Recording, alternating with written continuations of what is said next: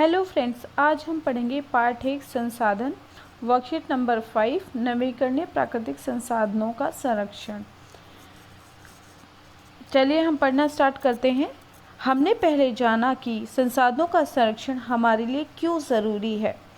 संरक्षण अर्थात होता है संरक्षण, रक्षा करना किसी भी चीज़ की, ठीक है। इसमें रक्षा करना अर्थात संसाधनों की रक्षा करना हम पढ़ रहे हैं।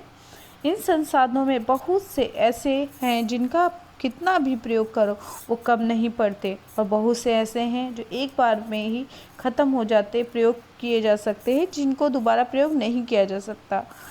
इनको हम क्रमशः नवीकरणीय और अनवीकरणीय संसाधनों के नाम से जानते हैं। आओ अब हम नवीकरणीय और अनवीकरणीय संसाधनों के संरक्षण पर चर्चा करें। नवीकरणीय अर्थात नाम से ही पता चल रहा है जिन संसाधनों को हम नया कर सकें। नवी मतलब नया, और अनवी मतलब जिसको हम नया नहीं कर सकते हैं, ठीक है। कुछ संसाधन ऐसे होते हैं ना जिसको आप बार बार रीयूज़ करते हो। जैसे आप डस्टबिन भी देखते हो, एक ग्रीन होता है एक ब्लू होता है। जो ग्रीन कलर का होता है, कुछ चीज़ें उसमें होती है कि हम उनको बार बार यूज़ करते हैं, ठीक है, रिसाइकिल कर सकते हैं। बट अनवीकरणीय क्या होता है, जिनको हम रिसाइकिल नहीं कर सकते हैं। रिसाइकिल मतलब पुनः प्रयोग नहीं कर सकते, और एक बार अगर हम उन्हें यूज़ करेंगे तो वो ख़त्म हो जाएंगे, फिर उनका उपयोग करना पॉसिबल ही नहीं है। उसे कहा जाता है अनवीकरणीय संसाधन। नवीकरणीय संसाधन क्या होते हैं, अब हम इसके बारे में जानेंगे। चलिए आइए जानते हैं क्या होता है। ये संसाधन जो शीघ्रता से नवीकृत या पुनः पूर्व अवस्था में आ जाते हैं हो जाते हैं, लेकिन फिर भी कुछ नवीकरणीय संसाधनों जैसे जल, मृदा, वायु, वन की लापरवाही के उपयोग से इनके भंडार को प्रभावित कर सकता है। मतलब ऐसा नहीं है कि हम इनका प्रयोग करेंगे तो एकदम से ख़त्म हो जाएंगे। इनको हम रीयूज़ करते हैं। जैसे कि जल है, अगर जल थोड़ा सा भी गंदा हो जाता है तो हम इसको प्योरीफाई कर लेते हैं, दोबारा से रीयूज़ होता है।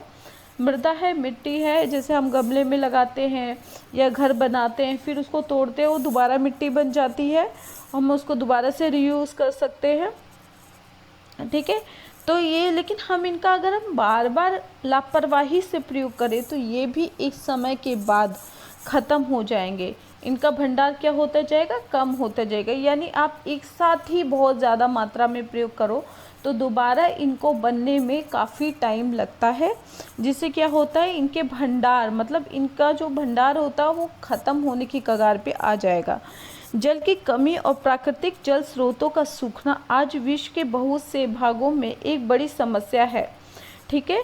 जल की कमी मतलब जल तो है, हमारा जो पृथ्वी है वो जल से ढका हुआ है। ज़्यादातर आपको जल ही दिखाई देगा, तभी हमारी पृथ्वी नीली है। बट लेकिन उसमें यूज़ करने लायक कितना पानी है, बहुत ही कम प्रतिशत पानी है, जिसका हम प्रयोग अगर सोच समझ के खर्च करें तो ही चल सकता है।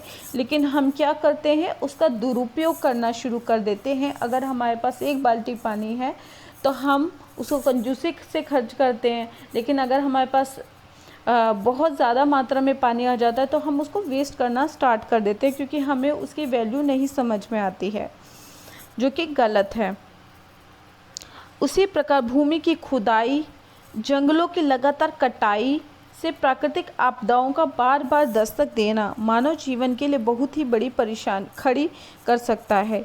यानी जैसे आप, हमारी जो ज़रूरत है लकड़ियों की, हमारी इतनी नीड होती है।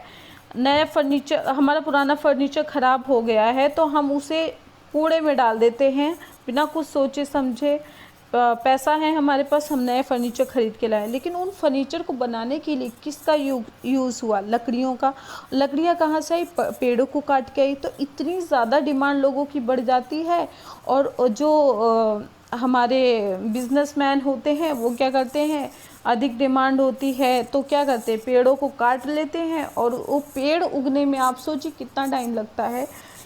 तो हम जो स्रोत हैं हमारे नवीकरणीय संसाधन, हम उनका प्रयोग अगर समझदारी से ना करें तो उनके भंडारण में भी एक कमी आ जाएगी, और वो हमारे लिए धीरे धीरे ख़त्म होते नज़र आ रहे हैं, और ऐसा हुआ भी है। जल की कमी, ठीक है, जल की भी कमी हो जाती है। शहरों में पानी की कमी क्यों होती है? क्योंकि हम बोरिंग करते हैं, ज़मीन के अंदर इतना पानी खींचते हैं और वो धीरे धीरे पानी का लेवल नीचे जाता जा रहा है, ज़मीन से पानी ख़त्म होता जा रहा है, क्योंकि हम बहुत ही ज़्यादा उसका प्रयोग करते हैं। तो आप गांव में देखते होंगे, गांव में एक छोटा सा नल लग जाता है, उसमें बहुत क्योंकि वहाँ पे नेचुरल रिसोर्सेज बहुत हैं, तालाब है, झरना है, पोखरे हैं, तो वहाँ से लोग उसका पानी का यूज़ कर लेते हैं, ठीक है। तो क्या होता है, और वहाँ की जो ज़मीन भी होती है वो पक्की नहीं होती, बारिश आती है, मिट्टी पानी को सोख लेती है और वो उसके अंदर चली जाती है। लेकिन शहरों में क्या होता है, सड़कें पक्की होती हैं, ज़मीन के अंदर पानी नहीं जा पाता है, जिसकी वजह से क्या होता है, ज़मीन के अंदर का पानी हम निकालते रहते हैं और वो एक टाइम बाद ख़त्म हो जाता है, क्योंकि पानी तो ज़मीन में जा नहीं रहा और हम लोग निकाले जा रहे हैं, तो क्या होगा, पानी ख़त्म ही होगा, जो कि गलत बात है। अगर धरती पर पीने योग्य पानी जल कम हो जाए तो आप इसके लिए आपके जीवन पर इसका क्या प्रभाव पड़ेगा? अगर पीने वाला पानी कम हो जाएगा तो क्या प्रभाव पड़ेगा? हम लोग प्यासी मर जाएंगे, ठीक है, प्यास के कारण जीवन समाप्त हो जाएगा, ठीक है, क्योंकि सभी जीवों को, सभी इंसानों को, सभी मानव जीव को ही नहीं, जानवरों को भी क्या लगती है, प्यास लगती है। जब वो पीने का पानी ही नहीं होगा तो क्या होगा, मानव जीवन समाप्त हो जाएगा, धरती से जीवन खत्म हो जाएगा। अगर धरती पर जंगल समाप्त होते चले जाएंगे तो क्या होगा? अगर धरती से जंगल समाप्त होगा तो सबसे पहला पॉइंट हमारा क्या है, हमारा पर्यावरण का असंतुलन हो जाएगा, संतुलन बिगड़ जाएगा वहाँ का, और उससे क्या होगा, हमारे लिए लकड़ियाँ ही ख़त्म हो जाएगी, फिर धीरे धीरे मृदा अपरदन होगा, बाढ़ आएगी, भूकंप आने शुरू हो जाएंगे, और उससे क्या होगा, हमारे जीवन में विभिन्न प्रकार की आपदाएं आ जाएंगी। ऑक्सीजन नहीं मिलेगी हमें, ऑक्सीजन ना मिलने से क्या होता है, सांस लेने में दिक्कत आएगी, पर्यावरण अशुद्ध हो जाएगा, ठीक है, कार्बन डाइऑक्साइड ज़्यादा फैल जाएगा, जिससे कि विभिन्न प्रकार की बीमारियां होगी और धीरे धीरे जीवन समाप्त होने लगेगा। नेक्स्ट है, प्रत्येक व्यक्ति संसाधनों के संरक्षण में अपना योगदान दे सकता है। कुछ उपाय दिए गए हैं, इसके अतिरिक्त अपनी स्टार्ट करते हैं क्वेश्चन आंसर करना। नवीकरणीय संसाधन किसे कहते हैं? वे संसाधन जो पुनः शीघ्रता से नवीकृत तथा पुनः पूर्व अवस्था में आ जाते हैं क्या कहलाते हैं? नवीकरणीय संसाधन, अर्थात दोबारा से हम उनको पुरानी अवस्था में आसानी से पहुंचा सके और वो नए हो जाएं, वो संसाधन क्या कहलाते हैं? नवीकृत। इसे आप ठीक कर लेना, पापे बड़े ऊ की मात्रा पूर्व में। सेकंड क्वेश्चन है, पानी के दुरुपयोग को कैसे रोका जा सकता है? पानी के दुरुपयोग को हम 2-3 तरीकों से रोक सकते हैं। दैनिक कार्यों जैसे नहाने, कपड़े धोने के समय, ब्रश करते समय पानी को बेकार ना करके, पीने के पानी से गाड़ी या सड़क ना धोना, नल को आवश्यकता पड़ने पर ही खोलना, वर्षा के जल को इकट्ठा करके उसका उपयोग करना। क्वेश्चन नंबर 3 हम देखेंगे, जंगल के संरक्षण के लिए आपके क्या सुझाव है? जंगल किससे बनता है? पेड़ों से। अगर हम पेड़ों की रक्षा करेंगे तो जंगल अपने आप सुरक्षित हो जाएंगे। तो कागज़ को बिना वजह ना फाड़ें, ठीक है। यहाँ पे आपका मिट गया है, पेड़ आएगा, आपका आंसर जो आएगा उसमें पेड़ भी आएगा। पेड़ पौधे लगाना, ठीक है, मतलब पेड़ पौधे जब हम लगाएंगे तो क्या होगा, जंगलों की सुरक्षा होगी, वनों की सुरक्षा होगी और हमारा पर्यावरण का संतुलन बना रहेगा।